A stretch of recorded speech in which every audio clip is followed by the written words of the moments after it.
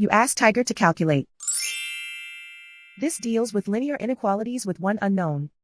The final result is z greater than 317 over 7 greater than 452 over 7.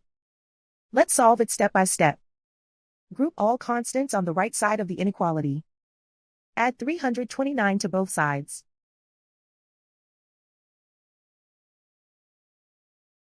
Simplify the arithmetic.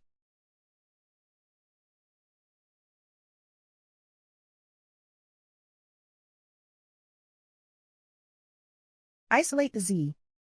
Divide both sides by 7.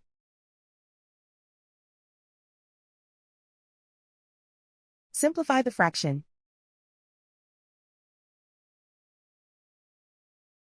Plot the solution on a coordinate grid. And so the final result is z greater than 317 over 7 greater than 452 over 7.